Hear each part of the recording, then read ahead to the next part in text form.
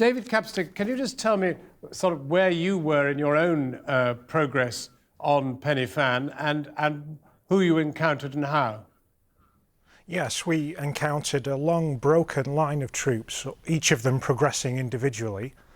It was quite clear that that was the way they were meant to be carrying out the exercise. There was no chance of them collaborating or talking to each other. So we encountered them on the same route as ourselves, but going in the opposite direction. So we encountered one soldier perhaps every 5 or 10 minutes. Now, you then encountered two together, right? That's right. We then came across two soldiers who had clearly broken that intended mode of operation and were proceeding slowly together. And one of the soldiers made a compassion plea for some drinking water for his colleague. This wasn't for himself. This was for his colleague, who it seemed to me had likely fallen behind, as it were, in front of the soldier that was progressing up behind him and had been swept along by him in an attempt to sustain him and help him. And you say that he was in some considerable distress. He did seem to be in distress, yes. He was crying. He was upset, yes. As I say, the other soldier was trying to make the best of the situation and asked if we could spare any water for his colleague, not for himself but for his colleague. So, you know, it must have taken quite a lot for the soldier to ask some civilian hikers for help there. And you gave it to him?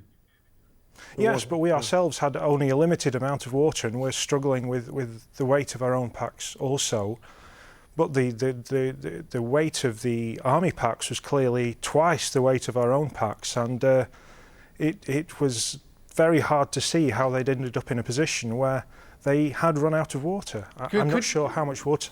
Could you see any sort of command anywhere? Was anybody kind of, as it were, surveying the scene? Did you see anybody, as it were, further up with binoculars or anything? No, we didn't see them. I think we would probably have seen them if they were there, but we didn't notice at least any of those. But the other curious point was that the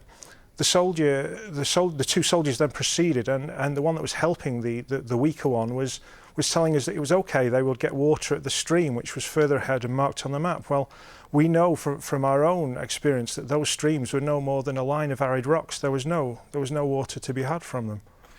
What do you make of what you saw? I mean, did you feel that the thing was under control?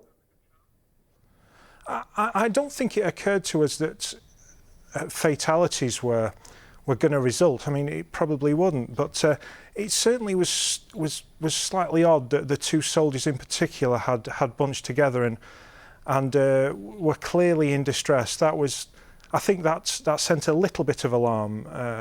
You know, that caused a little bit of alarm among us. But you know, it was a military exercise, and you do expect, I suppose, that they're under duress in discomfort. But it did seem. I mean, we experienced it ourselves. It was debilitating conditions carrying the 15 kilograms that we had.